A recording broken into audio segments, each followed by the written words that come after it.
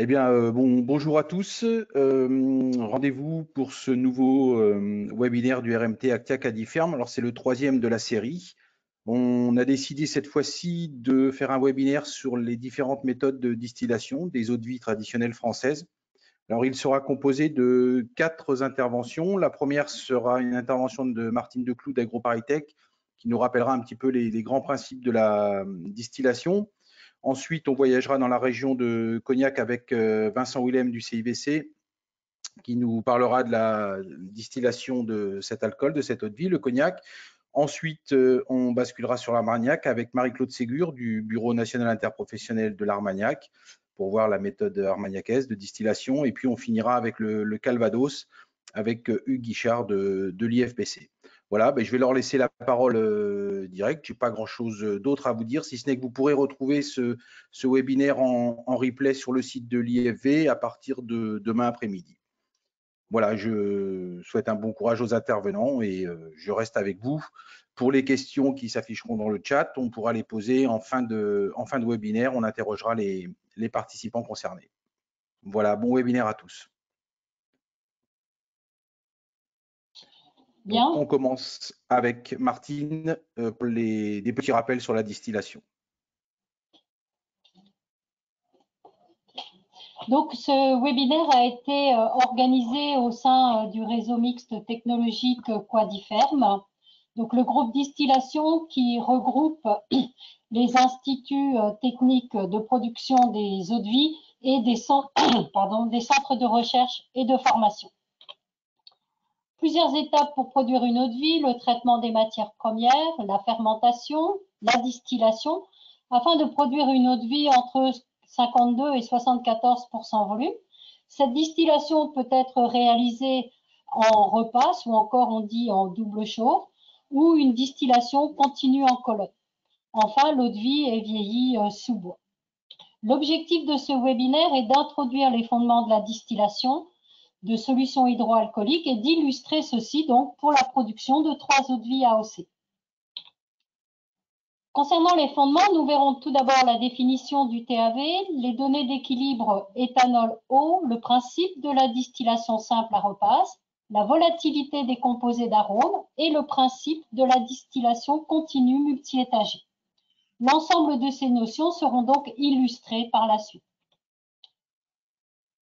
L'unité officielle pour caractériser les solutions hydroalcooliques est le TAV, titre alcométrique volumique. Il s'agit du volume d'alcool à l'état pur à 20 degrés Celsius divisé par le volume de la solution à 20 degrés Celsius, donc en pourcentage, et cela est défini dans le règlement européen. Que se passe-t-il donc quand un liquide est porté à l'ébullition? Tout d'abord, il faut savoir qu'un liquide atteint sa température d'ébullition quand la pression de vapeur exercée par celui-ci est égale à la pression ambiante. Donc, si on considère que la pression ambiante est de 1,013 bar, l'eau exerce une pression de vapeur qui est égale à la pression ambiante à 100 degrés Celsius. Elle émet une vapeur qui a la même composition et la même température. L'éthanol, qui est plus volatile que l'eau, lui, exerce une pression qui est égale à la pression ambiante à 78,3 degrés Celsius. Et bien sûr, la vapeur émise a la même composition que le liquide. Qu'en est-il des solutions hydroalcooliques? Si nous considérons une solution qui titre à peu près 10% volume, cette solution exerce une pression de vapeur qui est égale à la pression ambiante à 92,7 degrés Celsius. Donc une température d'ébullition plus faible que l'eau, mais plus élevée que l'éthanol. Si nous regardons la composition de la phase vapeur, nous pouvons constater que cette vapeur, qui est à la même température que le liquide, est environ 5,6 fois plus concentrée que le liquide. Donc une notion importante, la vapeur émise d'une solution hydroalcoolique est plus riche en éthanol que le liquide, mais il n'y a pas que de l'éthanol. Maintenant, si on considère une solution qui titre 30% volume, on s'aperçoit qu'elle atteint sa température d'ébullition à 0,8 excusez-moi, j'ai un problème avec le tableau de bord qui me masque tout mon PowerPoint. Donc, elle atteint sa température d'ébullition à 85,7 degrés Celsius. Mais si on regarde la composition de la phase vapeur, on s'aperçoit que le phénomène d'enrichissement est moindre, puisqu'il n'y a un phénomène de concentration que de 2,5 fois. Donc, un point important également à retenir, l'enrichissement dans la phase vapeur en éthanol diminue avec l'augmentation du TAV du liquide. Donc, nous allons voir ces notions sous forme d'un diagramme. Ce diagramme représente l'axe des abscisses, la teneur en éthanol exprimée en % volume, et l'axe des ordonnées, la température. L'eau est un corps pur, elle bout à température constante 100 degrés Celsius pour 1,013 bar. C'est donc un point sur le diagramme. À l'opposé à droite, l'éthanol pur émet une vapeur d'éthanol à 78,3. Donc encore un point sur le diagramme. Maintenant, si on considère une solution à 10% volume, nous venons de voir qu'elle atteint sa température d'ébullition à 92,7 degrés Celsius et qu'elle émet une vapeur qui est beaucoup plus riche en éthanol, donc à 55,8. Donc le diagramme présenté ici représente la courbe en rouge et la courbe de bulle qui représentent les températures auxquelles les liquides atteignent leur température d'ébullition à la pression donc de 1,013 bar. Et les courbes en vert présentent la composition de la vapeur émise par le liquide. Mais que se passe-t-il au cours d'une distillation discontinue simple? Imaginons donc, on va parler de la première chose, que le liquide mis en œuvre dans le bouilleur titre 10% volume. Nous venons de voir que la vapeur émise est plus concentrée en éthanol. Par voie de conséquence, le liquide s'appauvrit petit à petit en éthanol et donc, par voie de conséquence, la teneur en éthanol de la vapeur émise chute également et donc le TAV du distillat récolté. Cette évolution peut être représentée sur cette courbe au cours du temps, le TAV du distillat. Vous voyez donc qu'il chute régulièrement. Il faut distiller environ jusqu'à 2% volume pour avoir un rendement suffisant et cela représente à peu près un tiers du volume qui a été mis en œuvre au départ. On obtient un distillat qui va titrer environ 30% volume. Il y a donc nécessité de distiller à nouveau cette solution pour obtenir une eau de vie d'un TAV suffisant. Imaginons maintenant que l'on mette dans le bouilleur la solution qui titre environ 30% volume. Nous parlerons pour cette distillation de la bonne chauffe. Comme précédemment, le liquide va petit à petit s'appauvrir en éthanol et donc le distillat va chuter en teneur en éthanol. Ceci est représenté sur la courbe à droite où vous voyez l'évolution de la teneur en éthanol au cours du temps. On peut constater que la diminution de la teneur en éthanol est beaucoup plus graduelle puisque l'on part d'une solution beaucoup plus concentrée en éthanol. Pour avoir un rendement suffisant, il faut distiller à peu près la moitié du volume et on va obtenir donc un liquide qui titre aux environs de 60% volume. Mais l'objectif est de faire une eau de vie entre 52 et 74% volume. Donc, dans la réalité, il va y avoir la nécessité de fractionner ce distillat pour séparer la fraction d'eau de vie qui va être mise à vieillir. La fraction qui est ensuite récoltée va être recyclée et cela sera expliqué lors de l'illustration de cette méthode pour le cognac. Voyons maintenant le comportement des composés volatiles. Je vais tout d'abord définir un nouvel élément qui est le coefficient de volatilité.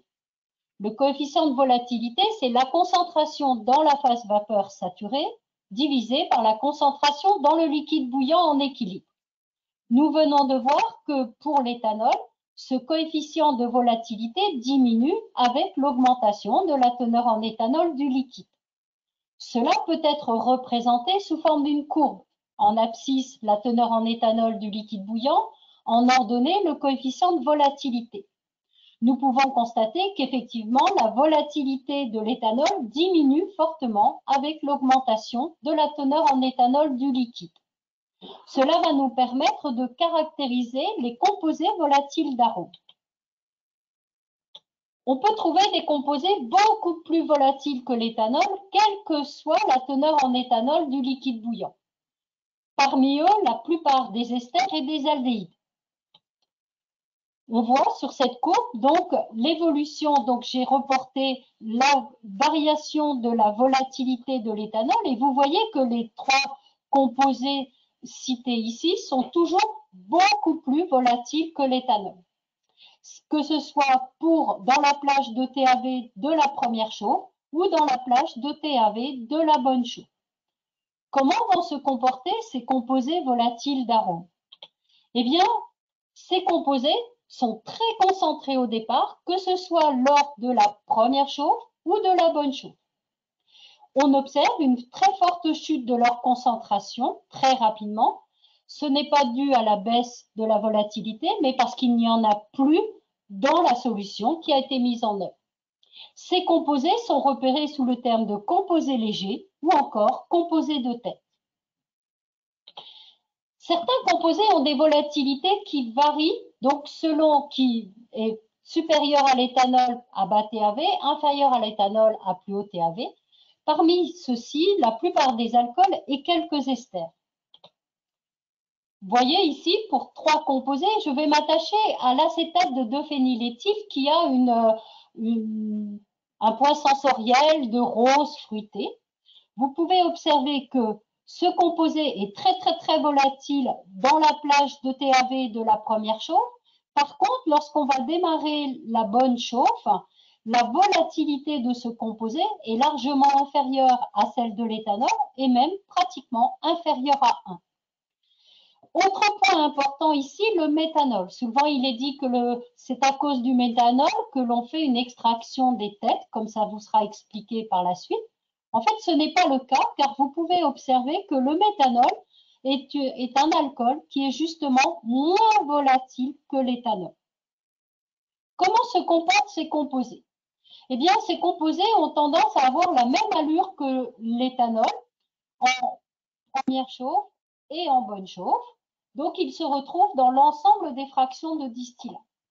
Ici, pour l'acétate de 2-phényléthyl, on observe une augmentation de la concentration au cours du temps. Cela est dû à l'augmentation de sa volatilité du fait de la baisse de teneur en éthanol du liquide. Et ensuite, la chute parce qu'il n'y en a plus dans la matière mise en œuvre.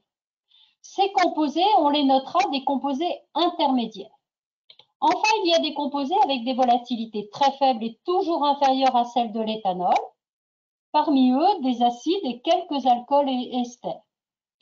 Donc, vous voyez sur cette courbe la volatilité de l'éthanol et les composés qui ont des volatilités qui sont même inférieures à 1 dans la plage de TAV important. Comment se comportent ces composés? Eh bien, ces composés, on le voit très bien sur la courbe de bonne chauffe, ont plutôt tendance à sortir vers la fin de la distillation. Donc, ces composés vont être dans les dernières fractions de distillat et perdus dans les résidus. Ces composés, on leur donnera le nom de composés lourds ou composés de queue. Compte tenu du comportement donc de ces composés volatiles, les légers, intermédiaires, lourds, nous verrons qu'il y a donc création de coupes supplémentaires pour les séparer et ceci va être illustré lors de la présentation sur la distillation du cognac. Voyons très rapidement le principe de la distillation en colonne multi-étagée. Une colonne à distiller a toujours à sa base un système de chauffage, que ce soit à feu nu ou par l'intermédiaire d'un bouilleur. En tête de colonne, il y a toujours un système d'échangeur avec condensation afin d'assurer un retour de liquide au sein de la colonne à distiller. Une série de plateaux imposants permettant une mise en contact entre la vapeur montant dans la colonne et le liquide descendant par gravité. La mise en contact à chaque plateau est assurée par des systèmes de barbotage qui peuvent être par exemple des calottes. Vous voyez que le flux de vapeur va être dispersé sous forme de bulles grâce à ces fenêtres afin d'assurer le meilleur échange possible entre la vapeur et le liquide. L'alimentation est faite en continu, l'extraction du distillat et du résidu en continu. Il est possible de distinguer deux zones dans la colonne.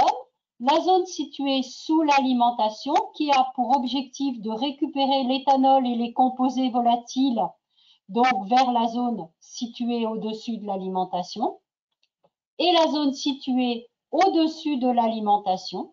Elle permet la concentration des flux en éthanol et composés volatiles, mais pour que cela puisse être possible, il faut absolument qu'il y ait du reflux. Le reflux peut être assuré par recyclage d'une fraction de la vapeur condensée en tête, comme c'est le cas présenté ici, ça sera le cas pour le Calvados, ou par condensation partielle de la vapeur de tête, de colonne, comme cela sera expliqué pour l'Armagnac. Les composés volatiles se répartissent donc dans le distillat majoritairement les composés très volatiles et intermédiaires, et les composés lourds seront en partie éliminés avec le résidu.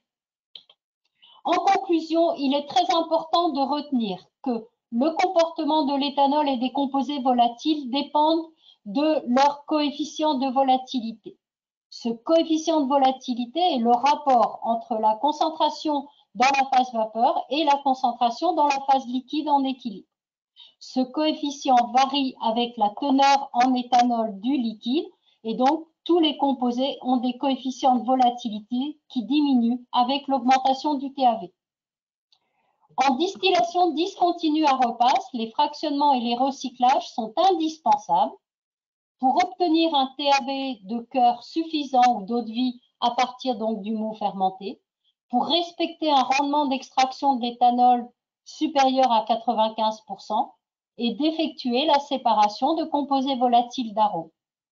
Enfin, en distillation continue multi-étagée, le profil de teneur en éthanol dans la colonne dépend de nombreux facteurs, le nombre de plateaux dans chacune des zones, la puissance de chauffage, le débit de reflux, le mode d'extraction du distillat. Et le comportement des composés volatiles d'arômes est en lien direct avec le profil de concentration en éthanol. Donc, je vous remercie de votre attention et nous allons voir maintenant l'illustration de l'application de toutes ces notions pour le cognac, l'Armagnac et le Calvados.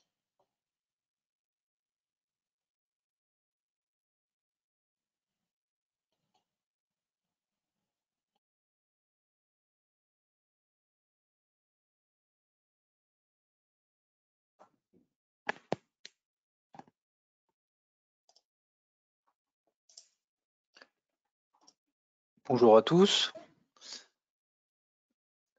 Je vais vous présenter, petit problème de diapo, je vais vous présenter la distillation discontinue à repasse. Donc c'est le cas, c'est la méthode de distillation qu'on utilise pour la distillation du cognac. Alors petite précision, bien qu'on adore le champagne ici, je travaille au BNIC, donc c'est la filière, l'interprofession du cognac, le bureau national interprofessionnel du cognac.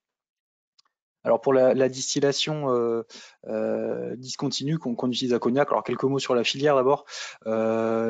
Cognac, vous le savez peut-être, c'est une filière qui est très performante, notamment à l'export. Donc c'est une eau de vie de vin qui est vendue à plus de 97% à l'export, donc tirée notamment par les marchés asiatiques et aux États-Unis. Et en 2021, ça représentait 223 millions de bouteilles vendus, et on a des objectifs de croissance qui sont relativement importants puisqu'ils sont de vendre 350 millions de bouteilles à 2035, donc des objectifs de croissance relativement importants. Et ça se traduit également dans le vignoble. Alors le vignoble de Cognac, c'est, on l'oublie peut-être, mais c'est le 4e vignoble en superficie au niveau français. Étant donné qu'on a des rendements importants, c'est à peu près 10 millions d'hectolitres de vin, ça représente le 2e vignoble en volume de vin produit. Et là aussi des volumes des objectifs de croissance qui sont d'augmenter la surface du vignoble de 90 000 à peu près à 120 000 hectares d'ici 15 ans. Pour comment se structure la filière, alors vous avez un schéma des opérateurs ici. La filière cognac, c'est grosso modo plus de 4000 viticulteurs, donc qui produisent du vin tout simplement. Ils s'occupent de leur vigne, ils vinifient, ils produisent du vin blanc. Et à partir de ce vin, alors on a plusieurs destinations possibles. Ces viticulteurs, il y en a plus de 3000 qui ont un alambic et donc qu'on appelle des bouilleurs de cru. Donc ils ont leur propre vin qu'ils distillent eux-mêmes et ils produisent leur propre produit. Ensuite, on en a également une partie qui ne possède pas d'alambic et qui vendent leur vin à des bouilleurs de profession. Donc c'est les 119 bouilleurs de profession, mais qui sont des professionnels qui disposent souvent d'une dizaine, voire une trentaine d'alambics et qui distillent, ils font une prestation de distillation au profit de ces viticulteurs. On a également quelques coopératives. Et ensuite, toutes ces eaux de vie, une fois qu'elles sont produites, on a ce qu'on appelle les metteurs en marché ou les négociants. Donc, c'est l'ensemble des grandes maisons de cognac, mais aussi des plus petites. Parmi les grandes maisons, alors on connaît Martel, Hennessy, Rémy Martin, Courvoisier, qui achètent l'ensemble des eaux de vie, les font vieillir, mettent en bouteille et expédient l'ensemble des cognacs dans les différents marchés. Voilà, donc c'est une structuration du marché qui est assez différente de ce qui peut se retrouver dans des vignobles de vin de bouche. Alors sur la région, elle est divisée en 6 crus. Donc on a les grandes champagnes, petites champagnes, borderies, fin bois, bon bois et bois ordinaires. Donc c'est des crus qui ont été délimités historiquement il y a plus de 150 ans, en fonction notamment des qualités des sols. Et donc on va retrouver ces qualités de sol qui ont donné des typicités d'eau de vie différentes. Les crus les plus cotés étant centrés sur Cognac et Segonzac, donc au cœur de l'appellation, donc la grande champagne, la petite champagne et les borderies notamment. Et on a également 6 cépages qui sont autorisés dans le cahier des charges. Et parmi ces 6 cépages, c'est l'Uni blanc qu'on a inscrit ici en gras, qui est le cépage majoritaire. De la même façon que le cognac est exporté à 98%, l'Uni blanc, ça représente 98% de la surface plantée. Donc c'est vraiment le cépage champion, le cépage phare pour la région. Alors quelques mots avant d'aborder la distillation, quelques mots sur la vinification. On a quelques spécificités par rapport au vin de bouche. Alors pour produire un vin de distillation, première étape chez nous, alors bien sûr on vendange. Ensuite au niveau du pressurage, c'est un pressurage doux. L'idée, alors à toutes les étapes, c'est d'éviter trop d'extraction de différents composés qui sont souvent marqueurs de verdeur. Donc que ce soit lors des vendanges, du pressurage ou des opérations préfermentaires, on va essayer de limiter la trituration de la vendange pour éviter l'extraction de 6,3-hexénol et d'autres composés qui donnent ces arômes un petit peu de verdeur, d'herbes fraîches aux eaux de vie. Donc plutôt des étapes assez importantes sur la qualité des eaux de vie. Les vinifications, on les réalise sans sulfite, donc ça aussi c'est une spécificité, et donc ça va impacter grandement le process puisque va falloir gérer tous les risques microbiologiques. On n'a pas de SO2, donc on va devoir travailler avec des températures relativement faibles pour éviter les développements microbiologiques. Les temps de séjour, en fait, l'ensemble des opérations doivent se dérouler relativement rapidement, là aussi pour limiter les risques de déviation microbienne. Et on a également l'acidité des vins, qui va être un critère important. En fait, plus les vins sont acides, plus ils vont se conserver facilement, moins on aura besoin de protection. Donc, l'ensemble des vins de distillation, globalement, sont des vins qui sont très acides pour faciliter leur conservation. Sur l'azote, alors c'est un élément primordial en œnologie, mais pour des vins de base cognac ou des vins de base de distillation, ça a un intérêt aussi différent. Alors le principal intérêt de l'azote, ça permet d'assurer des vinifications complètes, franches, c'est ce qui est classique en œnologie. Sur des vins de distillation, ça permet également d'assurer la synthèse d'esters d'acides gras, donc c'est les petites photos qu'il y a à côté, c'est des arômes, des molécules qui ont des arômes très fruités, souvent fraises, ananas, bananes, ou voire des arômes un peu de bonbons, donc des arômes assez agréables et qu'on a envie de retrouver dans les eaux de vie. Malheureusement, tout n'est pas tout rose et donc il faut gérer l'azote, il faut en mettre, mais pas en mettre trop. En cas de teneur trop importante, on a un risque de production d'acétate d'éthyle par les levures pendant la fermentation. Donc il y a ces arômes de cold scotch et qu'on va retrouver dans les eaux de vie. Donc c'est une gestion au plus juste des besoins en azote de la levure afin d'avoir un vin de base de distillation qui soit très aromatique, mais qui évite des déviations de type acétate d'éthyle. Ensuite, avant la distillation, dernière étape, une conservation. On a beaucoup de vin à passer en distillation, donc il y a un petit temps de conservation. Et la réalisation de la fermentation malolactique. Alors la fermentation malolactique, pour nous, elle est importante puisqu'elle diminue la teneur en acétal et en éthanal, voilà, donc ces molécules désagréables qu'on n'a pas envie de retrouver dans les eaux de vie. Donc la fermentation malolactique, ça a cet avantage de diminuer ces concentrations en composés négatifs. Malheureusement, pendant la conservation, la qualité du vin se dégrade. Donc l'idée, c'est d'essayer de distiller le plus vite possible pour essayer de conserver ces arômes positifs dans les vins et les retrouver dans les eaux de vie. Donc quelques notions ici sur la distillation charentaise et ses spécificités. Donc on a représenté ici un schéma d'alambic charentais classique. Alors, on va vous donner les principales spécificités de cet alambic. Donc déjà, d'un point de vue équipement, qu'est-ce qu'on a? On a une chaudière donc qui contient le vin à distiller. Une fois que le vin va rentrer en ébullition au contact d'une source de chaleur, les vapeurs vont se former, elles vont passer dans ce qu'on appelle le chapiteau, le col de cygne, donc qui a cette forme assez particulière, pour aller ensuite se condenser dans le serpentin. Et donner l'eau de vie de cognac en sortie. On a également le réchauffe-vin, donc c'est cet élément qui se situe au milieu du schéma, qui est optionnel mais qui permet de faire des économies d'énergie. L'idée, c'est de mettre du vin dans ce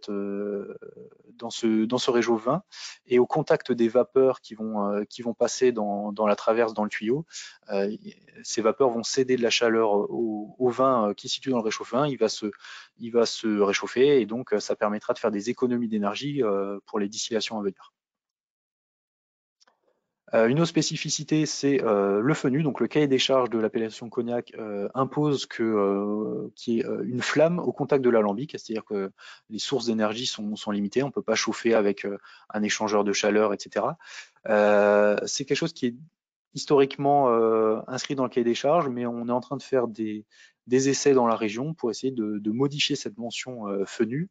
Et donc, a priori, prochainement, le cahier des charges pourrait changer pour autoriser d'autres modes de chauffe. La taille des alambics également est réglementée.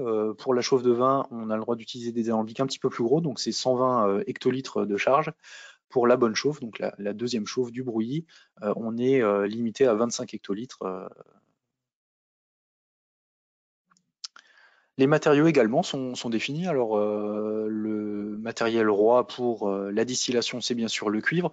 L'ensemble des alambics sont en cuivre. Alors, pourquoi du cuivre? C'est parce que, alors, d'un point de vue métallurgie, on va dire, c'est un très bon conducteur de chaleur. Donc, ça transmet très bien la chaleur des flammes vers le vin ou le brouillis en distillation.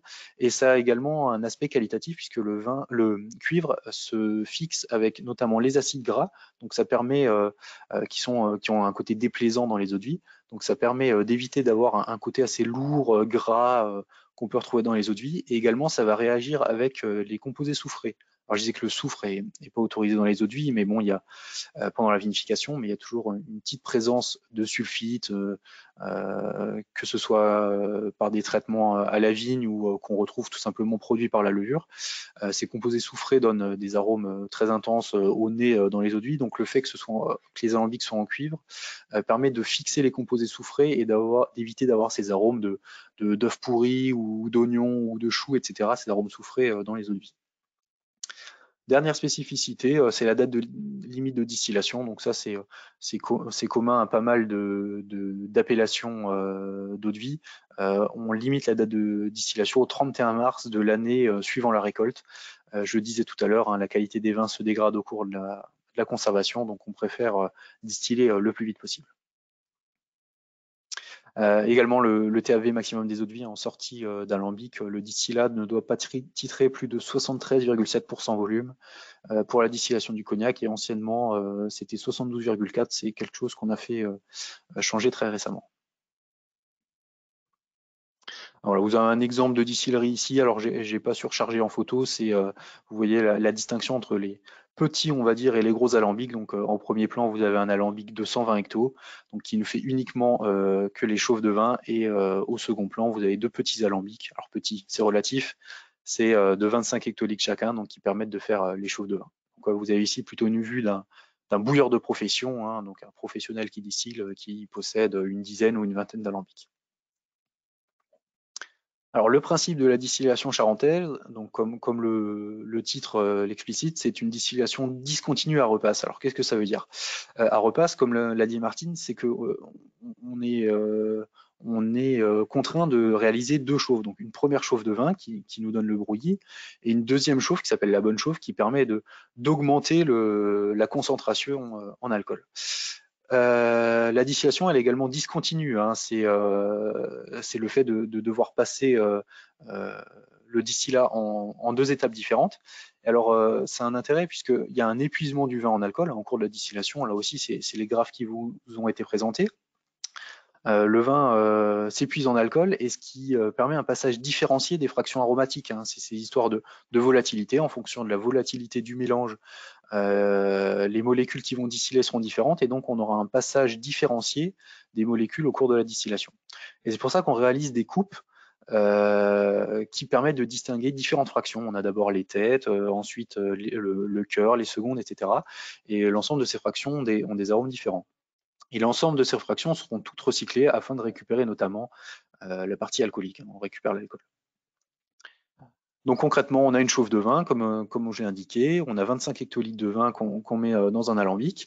On va faire notre distillation, on va récupérer différentes fractions, notamment des têtes au début, mais surtout du brouillis. La première chauffe, c'est vraiment, ça permet une concentration et de récupérer une quantité de brouillis. Donc à partir de nos 25 hectolitres de vin, on va avoir une concentration x3. Alors pourquoi x3? On a à peu près le volume qui est divisé par 3. Hein. À partir de 25 hectos, on récupère à peu près 8 hectolitres de brouillis. Et le TAV, il va être multiplié par 3. On va avoir une concentration. Notre vin était à 10% volume. Notre brouillis est environ à 30% de volume. Et donc on répète cette opération 3 fois afin d'avoir la quantité de brouillis nécessaire avant de passer à la seconde étape. Une fois qu'on a fait nos 3 chauffes de vin, on a nos 3 x 8, 24, on triche un petit peu, ça fait 25 hectolitres de brouillis. On le remet dans l'alambic pour la bonne chauffe. Et la rebelote, on a nos différentes fractions qu'on peut séparer. Donc on va séparer des têtes, des cœurs, des secondes et des queues. Donc c'est différentes fractions de distillat qui possèdent des caractéristiques bien différentes. Donc là, vous avez le schéma d'un épuisement en alcool qui a lieu pendant la chauffe de vin à gauche et pendant la bonne chauffe à droite. Donc ça vous représente un petit peu les volumes respectifs des différentes fractions. Donc au début de la chauffe de vin, on va éliminer une petite quantité de têtes, hein, ça représente quelques litres de têtes, donc qui sont un TAV important, hein, vous voyez, environ 60% volume. Ensuite, pendant l'ensemble de la distillation, donc qui va durer une dizaine d'heures, on va récupérer le brouillis. Ensuite, on va faire une petite coupe pour récupérer une centaine de litres de queue, donc un produit un petit peu moins qualitatif.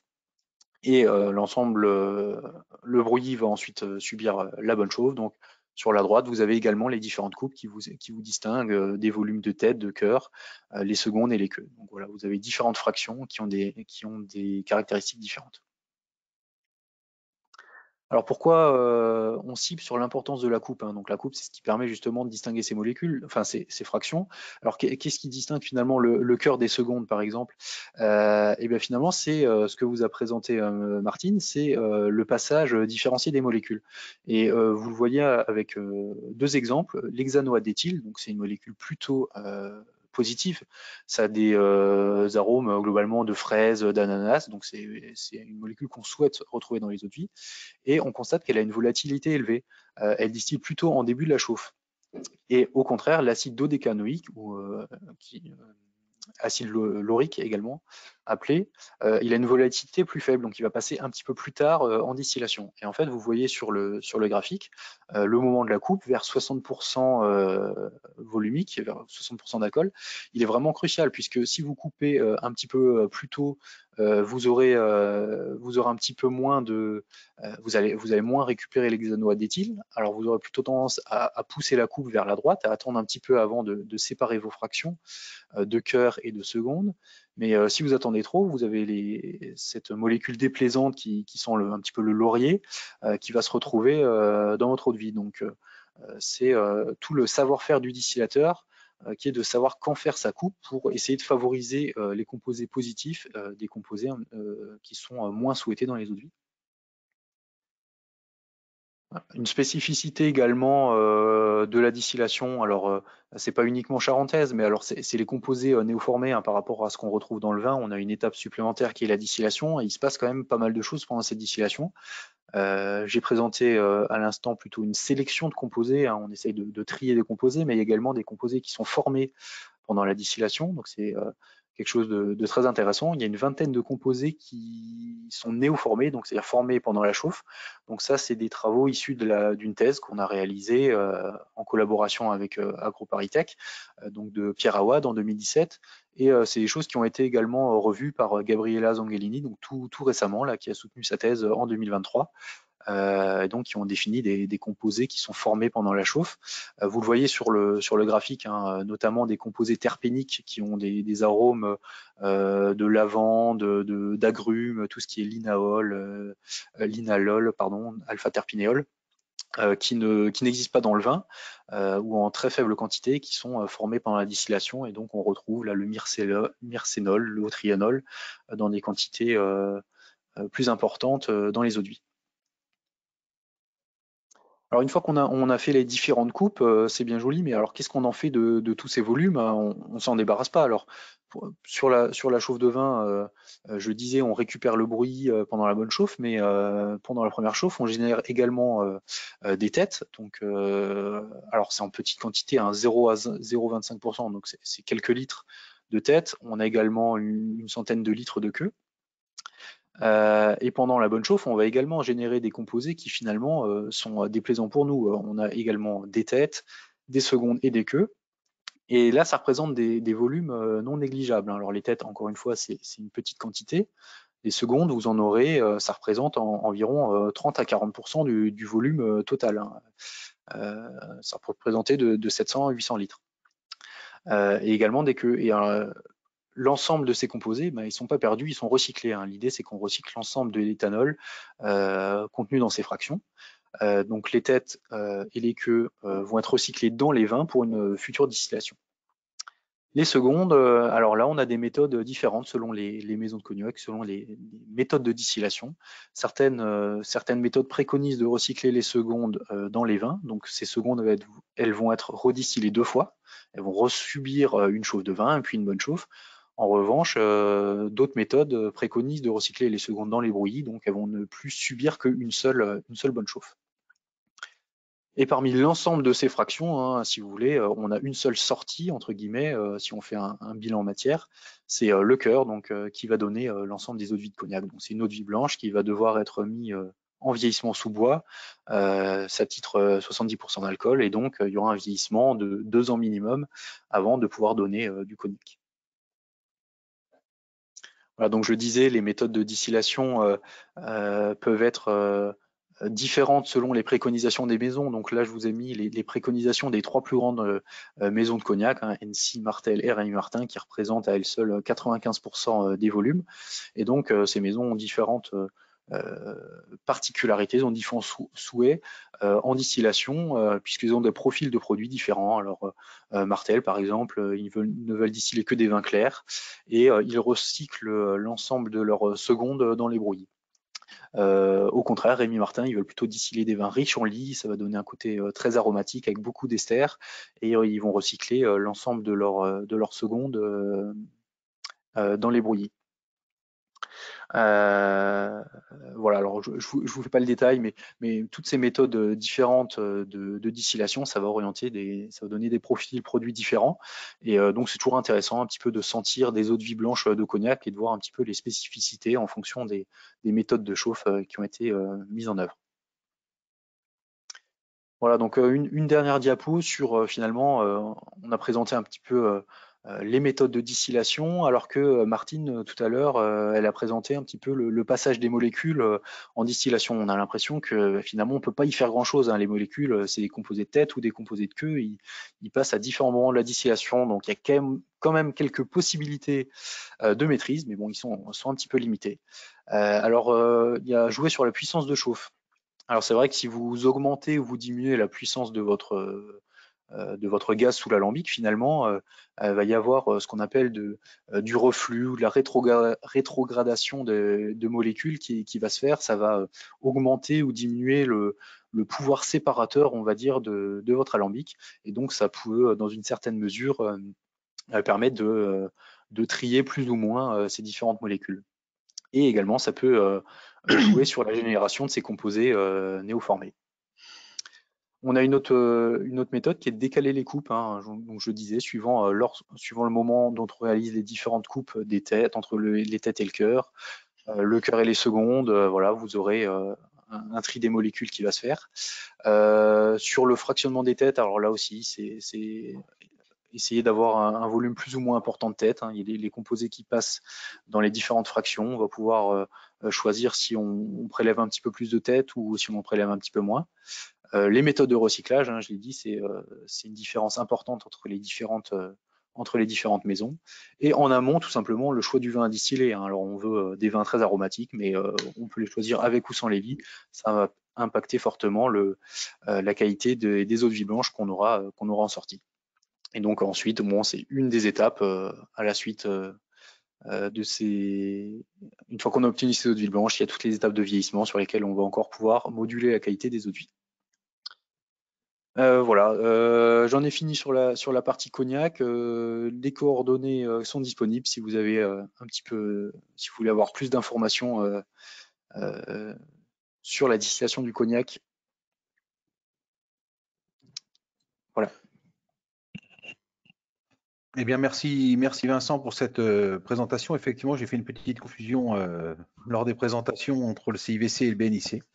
On va laisser la parole maintenant à Marie-Claude qui va nous parler de l'Armagnac. Donc, je te laisse la parole, Marie-Claude, et tu vas pouvoir passer ta présentation.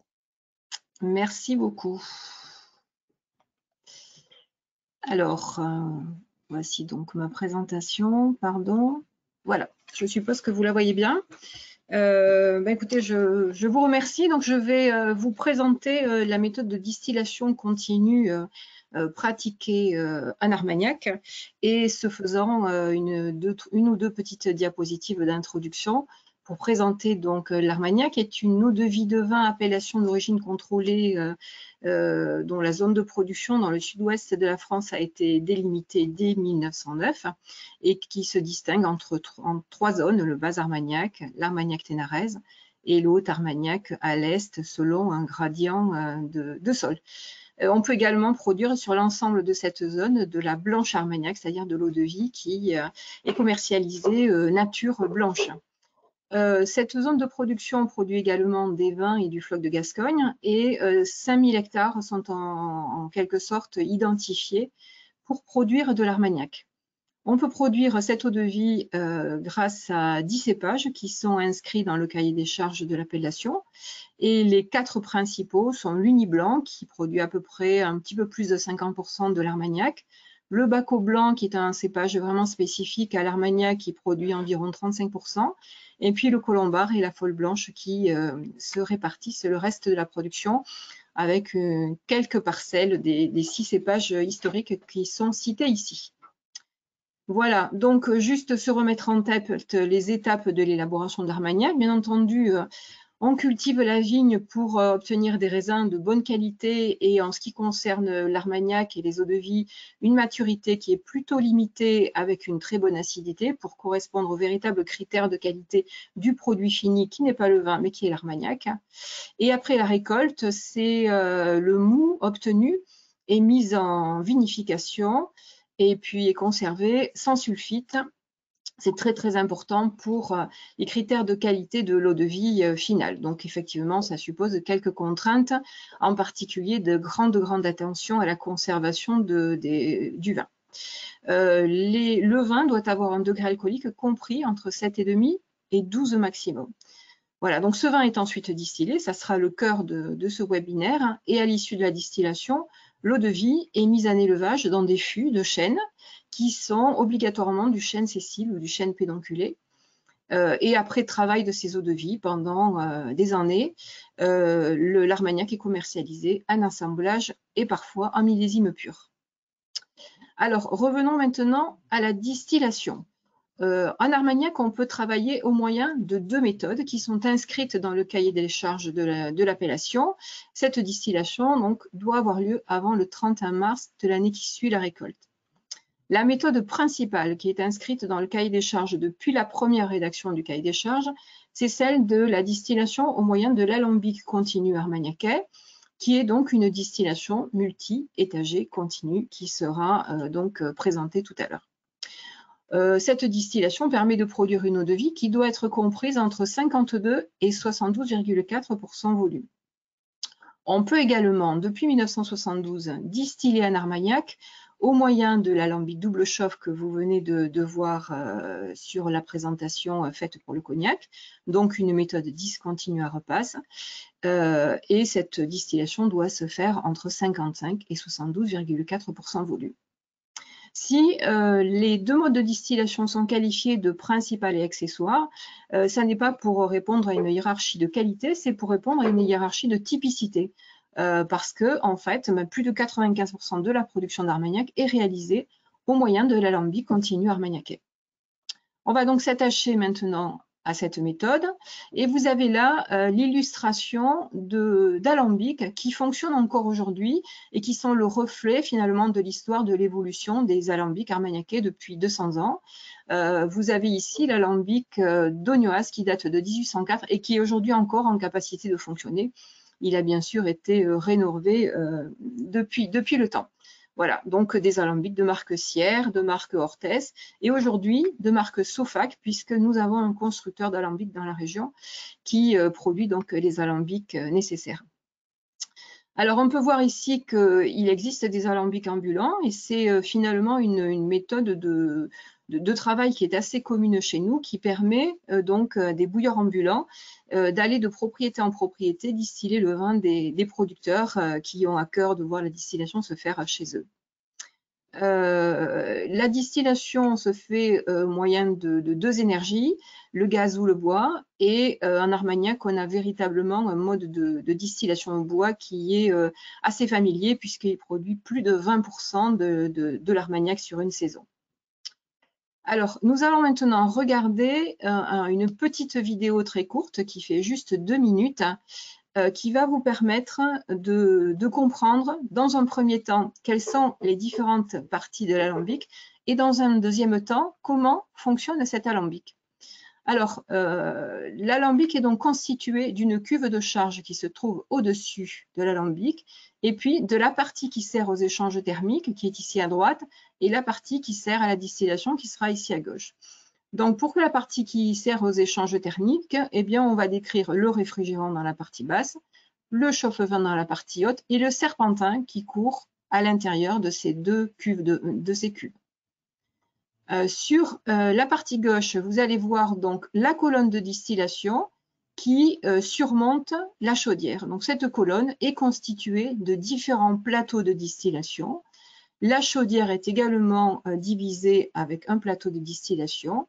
Elle permet l'évacuation ici des vinasses et elle surmonte bien entendu le foyer. Alors regardons maintenant comment fonctionne cet alambic et quelle est la circulation des fluides. Le vin donc arrive dans la cuve de charge à un niveau toujours constant de manière à maintenir un débit qui peut être réglé. Le vin va rentrer par le bas du réfrigérant, il va monter dans le chauffe-vin progressivement et au fur et à mesure de sa montée, ce vin va se réchauffer grâce à la chaleur qui est dégagée par le serpentin. Ce vin va ensuite arriver sur le plateau d'alimentation et il va ainsi descendre de plateau en plateau grâce à ces trop-pleins qui envoient le liquide systématiquement vers le plateau inférieur. Au fur et à mesure de sa descente, donc le vin va subir le processus de distillation jusqu'à ce qu'il arrive dans la chaudière où il sera donc à l'état de vinasse, évacué à l'extérieur pour un retraitement. Cette chaudière et l'ensemble est à ébullition parce que dessous, il y a un foyer qui permet donc de donner de l'énergie et de porter l'ensemble à ébullition. Et on voit ici, donc à travers ces petites bulles bleues là, on voit ici donc les vapeurs monter à travers ces systèmes de barbotage. Et ce faisant, ces vapeurs vont barboter dans l'épaisseur du vin et vont donc emporter l'arôme, les arômes et l'éthanol. Et donc, elles vont s'enrichir au fur et à mesure de leur montée et vont arriver ici en haut jusqu'au col de cygne où elles seront envoyées vers le serpentin. Et c'est dans ce serpentin qu'elles vont subir donc une étape d'abord de condensation, puis de refroidissement où elles vont libérer de l'énergie pour réchauffer le vin qui monte à contre-courant. Et l'Armagnac donc va couler ici à la sortie de l'alambic, translucide et donc distillé, très, très aromatique. Donc voilà, je pense que vous pourrez retrouver, si vous le souhaitez, cet alambic sur le site armagnac.fr. On va reprendre ce schéma pour rappeler brièvement quelques impératifs du cahier des charges de l'appellation. Donc cet alambic est en cuivre à la fois pour des raisons thermiques et pour des raisons de qualité. Il est chauffé donc à feu nu et il contient donc une petite colonne de distillation avec un nombre de plateaux qui est limité à 15, donc ce qui en fait véritablement un modèle très artisanal, avec la possibilité d'avoir 2 plateaux de concentration et pas plus au-dessus de l'arrivée du vin. Vous voyez ici la photo d'un plateau avec ses calottes de barbotage.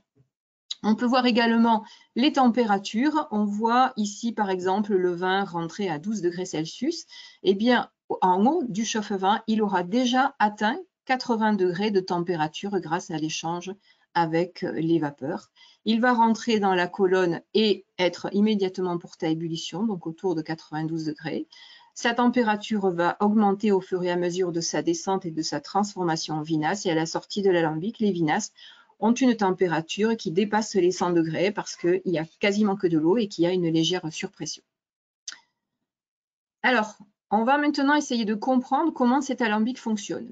Il faut imaginer que c'est un fonctionnement en continu, c'est-à-dire qu'on distille 24 heures sur 24 avec cet alambic, en dehors bien sûr de la phase de démarrage et de la phase d'arrêt qui sont spécifiques et que je ne vais pas expliquer ici.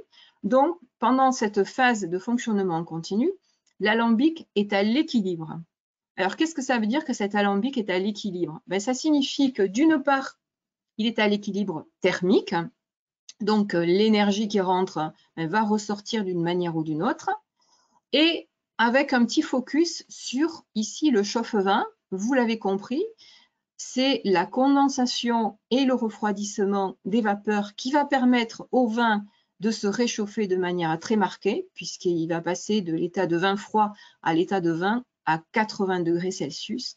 Et c'est donc véritablement le signe d'un procédé qui est thermiquement très intégré et qui permet d'économiser plus de 50% de l'énergie mise en œuvre par rapport à ce qu'il se passerait si on devait refroidir ces vapeurs avec de l'eau.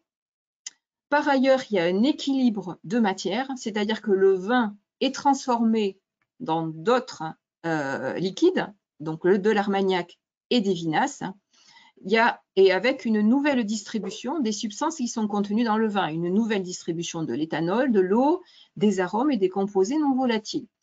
Si par exemple on veut produire 1 litre d'armagnac à 60 degrés, eh bien il faut mettre en œuvre 6 litres de vin à 10 degrés et on obtiendra en plus environ 5 litres de vinasse avec un tout petit résidu alcoolique. Voilà, donc la distillation, c'est bien la concentration des substances et parfois l'élimination partielle ou totale de certaines d'entre elles.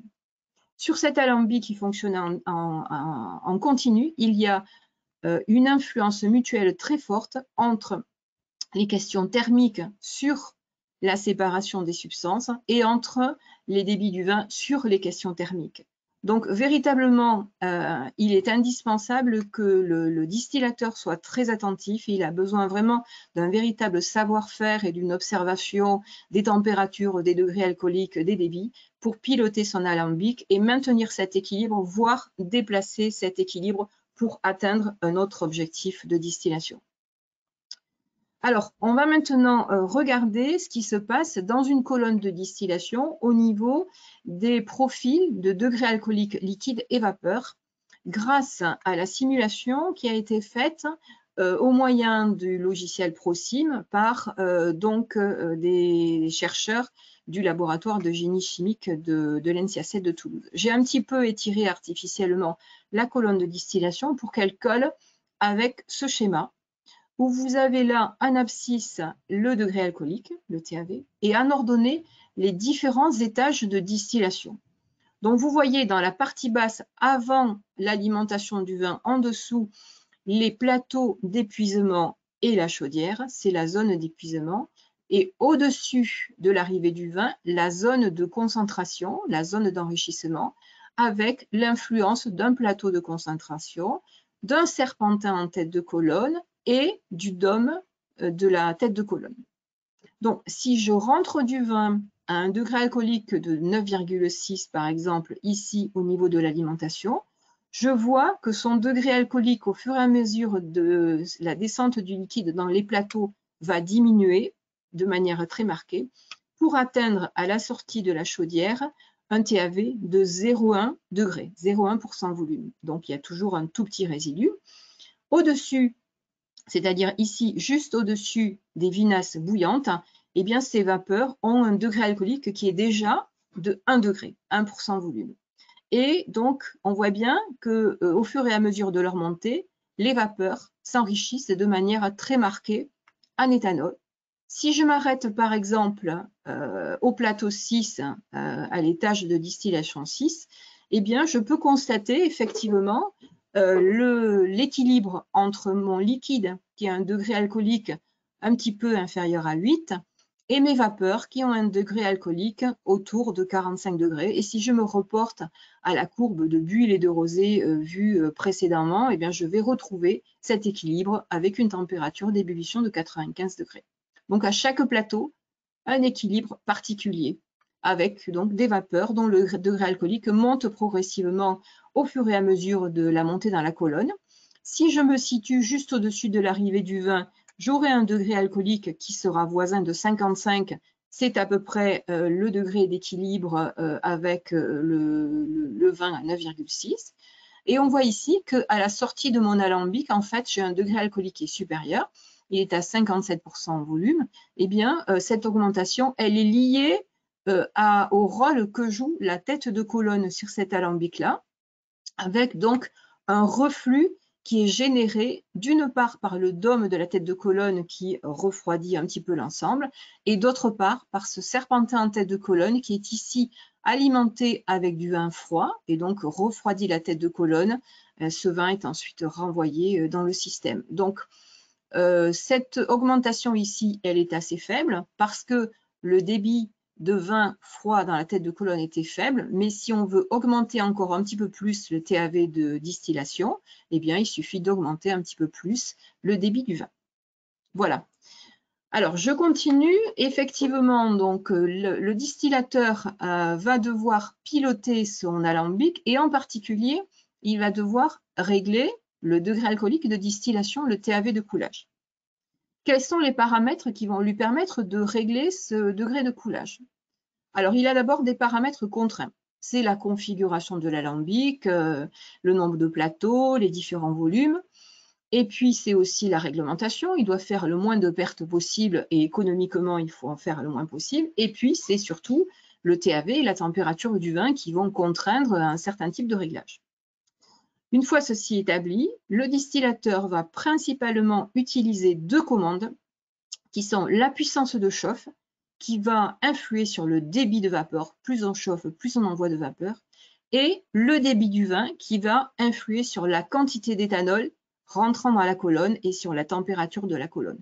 Donc, en jouant sur l'équilibre entre ces deux paramètres, il obtiendra un degré alcoolique nominal. S'il considère que ce degré alcoolique n'est pas suffisamment élevé, il pourra alors utiliser un certain nombre d'annexes. Par exemple, un piquage de queue sous la première ou deuxième spire du serpentin. On voit ici la photo de ces piquages-là qui permettent donc de récupérer le liquide qui commence à peine à se condenser. Et s'il commence à peine à se condenser, c'est qu'il est très riche en eau et pauvre en éthanol. Donc le fait d'extraire de l'eau ici va permettre d'augmenter le degré alcoolique de coulage à la sortie. Autre annexe possible, celle que l'on a vue sur le schéma précédent, c'est l'utilisation du serpentin en tête de colonne quand il existe sur le serpentin. Cela permettra de générer du reflux ou de la condensation partielle et donc d'augmenter le degré alcoolique ici à la sortie de l'alambic. Alors, ce qui nous intéresse dans un armagnac, c'est évidemment pas uniquement le degré alcoolique, hein, c'est la qualité du produit. Et donc la qualité du produit, elle est liée avec le passage des substances volatiles au cours de la distillation. Je vous présente là un tableau qui a été établi en dosant un certain nombre de substances dans l'armagnac, soit unitaire, soit par famille. Et on a pu doser et noter ici la moyenne obtenue sur 50-20 et sur les armagnacs correspondants. Et puis surtout, au-delà des valeurs qui sont ici, on peut examiner le taux de récupération des substances. Alors, qu'est-ce qu'il faut noter? Il faut noter que, par exemple, les esters éthylides d'acides gras sont présents de manière plus importante que ce qu'il en existe dans le vin. C'est lié au fait que les parois des levures renferment une partie de ces esters et que les levures vont éclater dans l'alambic et libérer ces arômes. Donc, ça fait partie en quelque sorte des produits néoformés. On a ensuite les alcools supérieurs qui sont les produits de cœur classiques. On a ensuite des produits de tête dont une partie est perdue par le système de distillation. Et puis, on a donc les substances qui sont qualifiées de intermédiaires, voire de produits de queue. Certaines donc qui sont corrigées de manière assez légère et d'autres qui sont corrigées de manière très très forte. Donc, ces substances-là, quand elles ne sont pas dans le distillat, c'est qu'elles sont envoyées dans les vinasses, donc elles sont corrigées dans les vinasses. Et puis, vous avez, par exemple, l'acide tartrique, on aurait pu mettre aussi l'acide malique ou l'acide lactique, qui sont les acides fixes du vin, qui ne distillent pas du tout, donc quelle que soit leur concentration dans le vin, on ne va pas du tout en retrouver dans l'armagnac, donc 0% de récupération. C'est la raison pour laquelle, en particulier, il faut retraiter les vinasses parce qu'elles sont très acides. Alors, quelle est l'influence du réglage de l'alambic sur la distillation de ces arômes et donc du réglage principal qui est celui du TAV de coulage? On a dosé ici, en grammes par hectolitre d'alcool pur, des substances volatiles selon le degré alcoolique de distillation à travers un essai 52, 56, 60, 66, 71 degrés de distillation. Et on peut voir que les alcools supérieurs donc, passent de manière équivalente, quel que soit le degré alcoolique, puisqu'ils passent en totalité. Il y a une légère augmentation des esters avec l'augmentation du degré alcoolique, c'est lié à l'estérification qui se déroule à l'issue de la distillation. Et surtout, on voit la décroissance forte d'un certain nombre de substances avec l'augmentation du degré alcoolique si on augmente le degré alcoolique de distillation. Ces substances-là, c'est celles que l'on qualifie de produits de queue. Donc, plus on augmente le degré de distillation, plus on en élimine. Alors, la question qui se pose, c'est est-ce qu'il faut vraiment en éliminer beaucoup? Eh bien, on considère en armagnac que non, on n'a pas à éliminer un maximum de produits de queue parce que produit de queue ne signifie pas produit de mauvaise qualité. En particulier, dans ces produits de queue, il y a un certain nombre de substances qui sont très aromatiques, qui sont très intéressantes, comme le phényléthanol qui a des notes de jacinthe, mais d'autres qui sont aussi des supports d'arômes. Et en fait, ce que l'on fait avec cette distillation armagnacaise, c'est qu'on choisit son degré de distillation en fonction de la destination de son armagnac, de ce que l'on veut en faire. Si on veut faire un armagnac de long élevage très riche, on a intérêt à distiller plutôt à assez bas degré parce que même si l'eau de vie n'est pas très très fine au tout début, eh bien ça sera un support d'arôme pour un long élevage.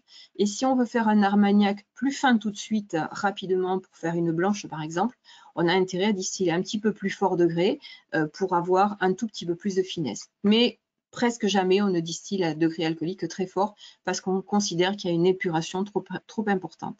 Voilà, donc l'intérêt de ce mode de distillation, c'est bien de choisir le TAV selon le profil recherché.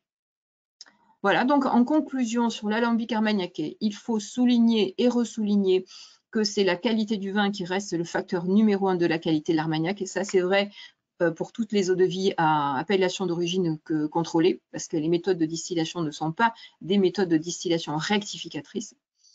Il faut souligner sur l'alambic armagnaquais qu'il offre une très bonne intégration thermique, puisque si on compare les deux méthodes de distillation utilisées en armagnac, eh bien, on consomme 3,5 fois moins d'énergie en distillation continue qu'en distillation double chauffe.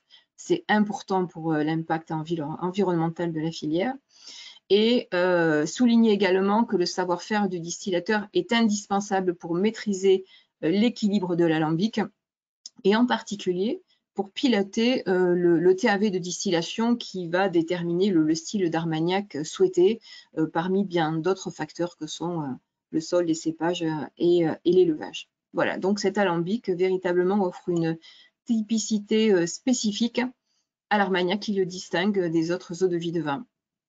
Voilà, donc je vous remercie pour votre attention et j'en profite pour remercier les partenaires du RMT, en particulier Xavier Joulia et Michel Meyer qui ont travaillé avec le BNIA sur la simulation du procédé de distillation et également Martine Desclous qui avait initié ce type de travail il y a quelques années. Voilà, merci beaucoup. Eh bien, merci Marie-Claude pour cette présentation qui nous éclaire un petit peu sur l'Armagnac. On va continuer et finir avec le dernier alcool, le Calvados. Donc, je vais laisser la parole à Hugues Guichard de l'IFPC qui va nous présenter cet alcool et sa distillation. Oui, merci, merci à toi. Vous voyez bien mon écran là, j'espère, parce que là, j'ai pas trop le contrôle de ce que je vois. Alors, pour l'instant, on te voit toi. Et là, j'ai mis... Non, vous voyez pas mon écran? Non, toujours pas. Ah. Attendez, c'est bon. C'est bon. C'est bon. Voilà, j'ai une petite projection. Donc, Hugues Guichard, donc, de l'IFPC, je vais vous parler un petit peu du Calvados maintenant, travail qui a été fait en collaboration avec Martine Desclous. Alors, je vais essayer d'aller assez rapidement. J'aurai moins de choses à dire que mes collègues, puisqu'ils vous ont déjà pas mal expliqué tous les principes des deux principes de distillation.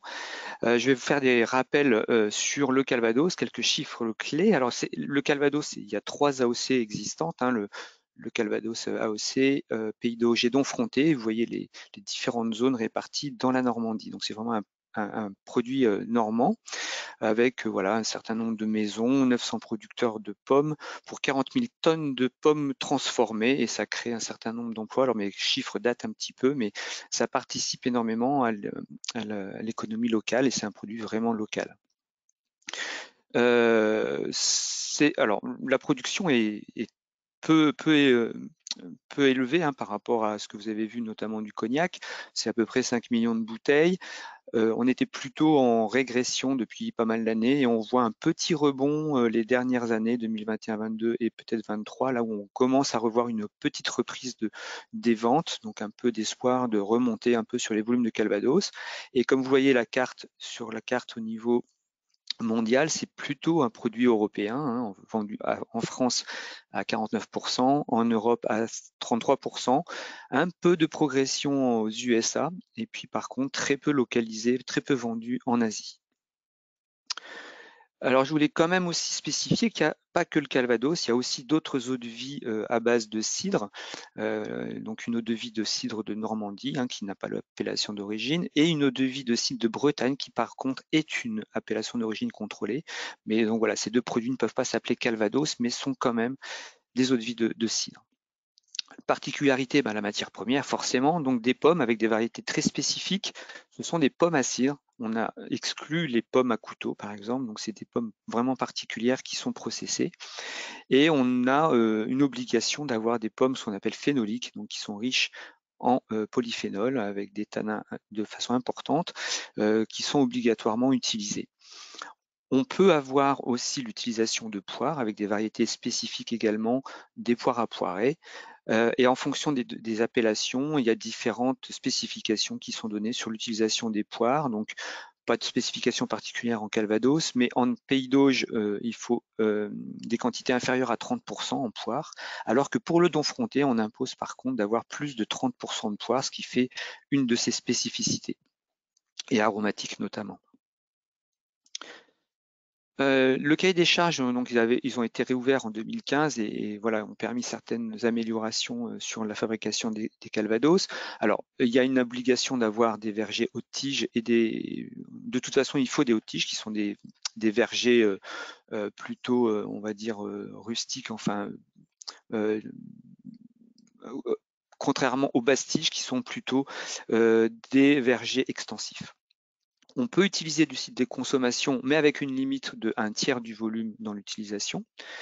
Et voilà, il y a des obligations pour avoir certaines substances volatiles. On en a parlé un peu tout le long, vous avez entendu parler par mes collègues. Hein. Il faut qu'il y ait un certain volume de substances volatiles hors éthanol dans l'eau de vie. Et par contre, quelques interdits, on n'a pas le droit de pasteuriser, de gazéifier, d'acidifier, d'édulcorer. Et comme le voulons indiquer aussi mes collègues dans les autres eaux de vie, interdiction d'utiliser du SO2. Donc voilà, plus compliqué effectivement, comme le disait Vincent, sur la maîtrise de la fermentation. Alors au niveau de la distillation, alors on part d'un produit, le cidre, qui a un degré alcoométrique plus bas que ceux observés chez mes collègues. Hein, bien sûr, voilà, la pomme est moins riche en sucre, donc donne des produits moins alcooleux. Et on a en moyenne un TAV aux alentours de 6,8% volume. Il y a une obligation de dépasser les 4,5 en tout cas pour pouvoir distiller. Et on est rarement au-delà de 8%, 8,5%. Ça, c'est fonction des variétés de pommes que l'on va utiliser. Sur les 3 appellations, on a différents types de distillation autorisées. Donc, vous voyez, en AOC Calvados, on peut utiliser et la repasse ou la continue multi-étagée à reflux. Alors, en général, c'est plutôt la continue multi-étagée à reflux qui est utilisée de façon le plus importante, avec une obligation de garder le cidre au moins 21 jours à partir du début de la fermentation. On a au moins 21 jours avant de pouvoir le distiller. En pays d'Auge, on est obligé de distiller à la repasse.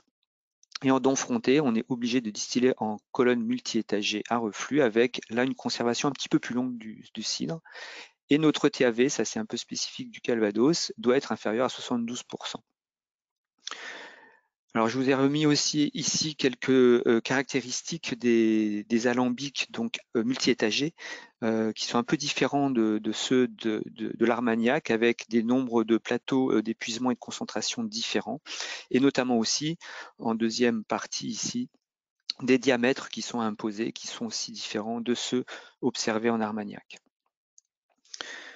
À spécifier aussi qu'au niveau de la distillation, alors on utilise normalement des feux nus comme c'est le cas pour les autres appellations, notamment le cognac, mais on a une autorisation d'utiliser de la vapeur indirecte. Hein, il y a des dérogations puisque certains matériels assez anciens utilisaient déjà de la vapeur. Donc l'INAO a autorisé dans les cahiers des charges à utiliser de la vapeur. Le vieillissement, pas grand-chose de spécifique non plus là, hein, c'est vieillissement sur chaîne sénile ou pédonculée. Par contre, des minimums de 2 ans pour les AOC et AOC Calvados et Pays d'Auge, une petite coquille dans mon transparent, et au niveau d'Enfronté, 3 ans minimum, c'est un peu plus long, le vieillissement est plus long. Minimum, le vieillissement minimum. Qu'en est-il du coup des spécificités de ces distillations pour le Calvados? Alors j'en ai noté quelques-unes hein, pour essayer d'aller assez rapidement. Au niveau de la distillation à repasse, la gestion des coupes va être un peu différente puisque, on vous le signifiait tout à l'heure, le titre alcoométrique étant plus bas, pour obtenir un brouillis à 30 degrés, on va être obligé de jouer notamment sur les coupes de queue pour pouvoir en fait obtenir ce titre alcoométrique supérieur, puisqu'à ce moment-là, notre facteur de concentration va être supérieur à 4,5.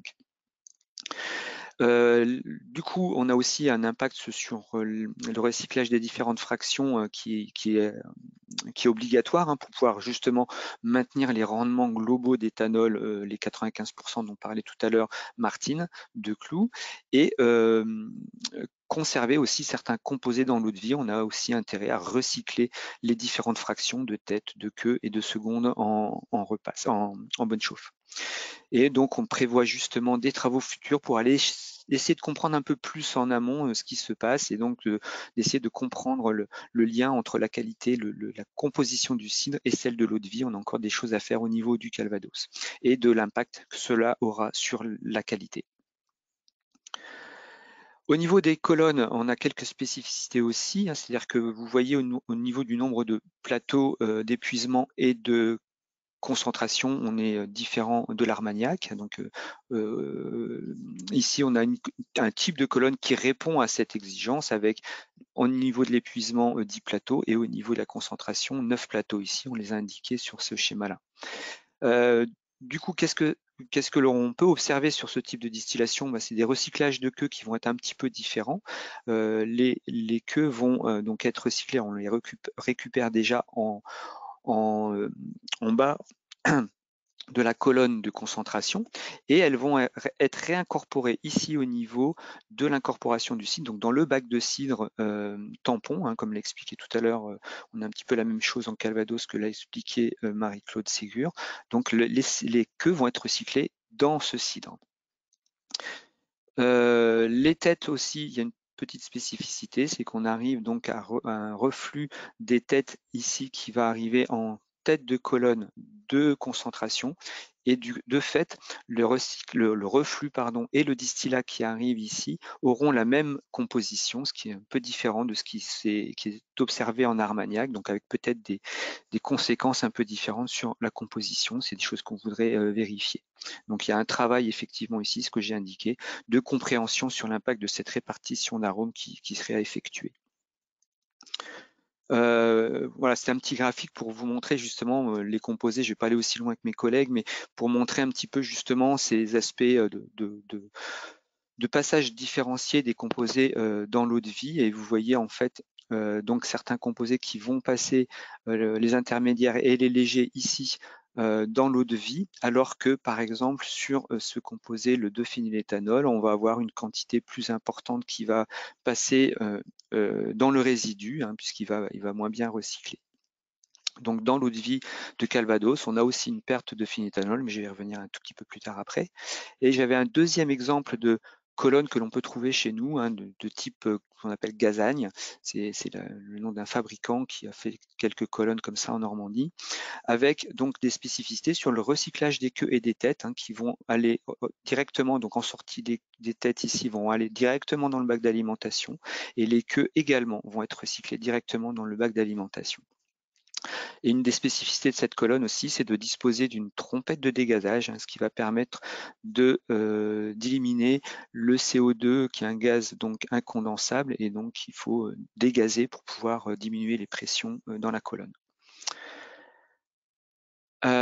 Et donc, bon, quelques spécificités du coup au niveau aromatique dans les eaux de vie de cidre, c'est un composé, le catéthylcatéchol, qui est plutôt relié avec un défaut de fabrication du cidre quand il y a des problèmes sur le développement de certaines levures dans les cidres, avec une conséquence finalement minime, puisque, comme vous le voyez ici, en repasse, on va avoir 95% de ce composé qui va passer dans le résidu, donc on va en éliminer une très grosse partie. Et par contre, en colonne, les 100% vont rester dans le résidu. C'est un composé qui distille très très mal avec des affinités importantes pour la matière solide. Donc on va se débarrasser de ce composé-là. Autrement ici, deux composés qui sont intéressants au niveau du Calvados, puisque c'est donc on retrouve un composé qui est commun à d'autres eaux de vie, hein, le phényléthanol qui a des odeurs florales, et son ester. Donc ici, c'est un peu une particularité qu'on a chez nous, c'est que le 2-phényléthanol va être très facilement estérifié par certaines levures que l'on a en cidre, et on va maximiser en fait cet acétate de 2-phényléthyl qui passe, comme vous le voyez, de façon très importante dans le bruit et dans le cœur quand on est en repasse, et qui va avoisiner entre 70 et 100% dans les eaux de vie en colonne. Donc c'est un composé important et qui va être conservé dans l'eau de vie finale. En conclusion, par rapport à la partie Calvados, c'est que la qualité du cidre, mes collègues l'ont rappelé sur leurs produits, la qualité du cidre est importante également, hein, pour la qualité de l'eau de vie.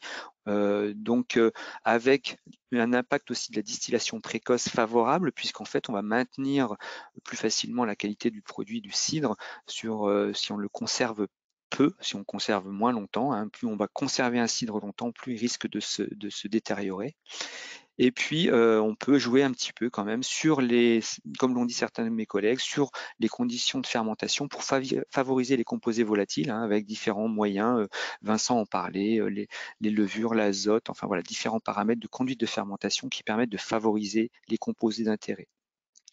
On a une possibilité de jouer un petit peu sur les coupes quand même pour améliorer en fait la séparation de certains composés. On a des études que l'on voudrait d'ailleurs conduire sur ces aspects-là, avec, comme je le disais tout à l'heure, aussi essayer d'orienter les distillations en fonction de la qualité du cidre que l'on a obtenu.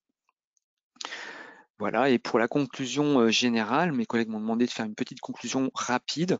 On voulait donc vous montrer dans cette, ce qui vous a été montré dans cette présentation, ces présentations, un aperçu des deux modes de distillation des eaux de vie, hein, donc la distillation discontinue à repasse, la distillation continue en col multi-étagé, qui sont basés sur des principes fondamentaux qui sont la volatilité de l'éthanol, mais aussi des composés volatiles en solution hydroalcoolique qui vont permettre donc de les séparer plus ou moins et de les récupérer et de travailler sur la qualité de l'eau de vie. C'est une étape importante avec quelques inconnus encore, puisqu'on a toujours un mélange de multitudes de composés volatiles, donc ce qui fait la complexité aussi de nos produits, avec des complexités aussi de quantification, puisque certains composés vont être en quantité assez faible, ce qui les rend plus difficilement suivis au niveau des distillations pour comprendre leur passage dans les différentes fractions. Et donc un lien difficile entre la concentration et l'impact sensoriel, puisque c'est pas parce qu'un composé est très concentré dans un produit que son impact sensoriel sera plus important qu'un autre. Donc là, il y a un lien aussi à avoir sur l'impact sensoriel individuel des composés volatiles. Et puis voilà, en même temps, je voulais conclure sur le RMT Cadiferm, dans lequel différents projets de recherche sont menés par les différents partenaires pour essayer de comprendre donc ce comportement des composés volatiles par rapport au mode de distillation, et dans lequel on a aussi des études sur les caractérisations de composés formés lors de la distillation. Ça a été un peu évoqué par certains dans leur présentation.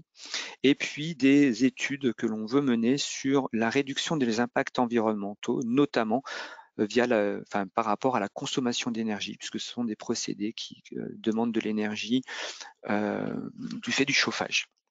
Voilà, je vous remercie de votre attention. Je remercie tous mes collègues du RMT.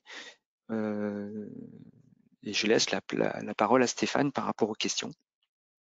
Eh bien, merci Hugues. Alors, on n'a pas beaucoup de questions. Il y en a une quand même pour Vincent, je pense, qui nous disait que le taux d'alcool maximum d'un alcool était passé à 73,4, je crois. Et qu'est-ce qui justifiait l'augmentation de ce taux maximal de l'alcool? Je ne sais pas si Vincent, tu nous entends? Oui, je vous entends, je ne pouvais pas vous répondre jusqu'à ce qu'on active mon micro, merci Régis. Effectivement, qu'est-ce qui justifie ça? C'était disons une mise en conformité du cahier des charges, si vous voulez. Le TAV du vin, alors le TAV maximum du vin en distillation, c'est de 12% volume. On peut distiller un vin à 12% d'alcool. Et en fait, quand on distille un vin à 12% d'alcool, on a un brouillis à 35% d'alcool. Et quand on distille un brouillis à 35% d'alcool, quand on fait les coupes selon les méthodes, on va dire, traditionnelles, on obtient mécaniquement une eau de vie à 73,7% d'alcool. Donc en fait, c'était une petite correction, on va dire, du cahier des charges pour qu'il soit cohérent de A à Z. D'accord. Et puis, une deuxième et dernière question, c'était l'impact de l'acidité. Alors là, ça peut, peut-être que Marie-Claude peut aussi nous répondre, l'impact de l'acidité du vin de base, en fait, sur la qualité des alcools. L'acidité est très importante parce que, vous l'avez vu, on ne peut pas utiliser d'anhydride sulfureux pour élaborer un vin de distillation, sinon on ferait des défauts. Et l'acidité, c'est le conservateur naturel numéro 1, puisque plus le pH est bas et moins les bactéries vont se développer. Donc, c'est un élément de conservation très important Et en plus, c'est un élément de production aromatique puisque quand on distille un vin, on va le chauffer et donc on va générer au cours du chauffage une hydrolyse acide à chaud. Et donc, le bas pH va favoriser un certain nombre de réactions dans l'alambic. D'accord, donc deux impacts, l'impact sur la conservation des vins de base dans le C'est temps, ça. enfin, ça favorise la conservation des vins de base et ensuite ça favorise la production d'arômes durant la pendant la distillation. distillation. Exactement. Okay. Eh bien, je crois qu'on a fait le tour des questions. On arrive au terme de ce webinaire. Je remercie bien évidemment tous les participants. Je remercie Régis pour son organisation sans faille. Et je donne rendez-vous aux collègues prochainement pour la suite des aventures des webinaires du RMT. Voilà, merci à tous et bonne fin de journée. Merci.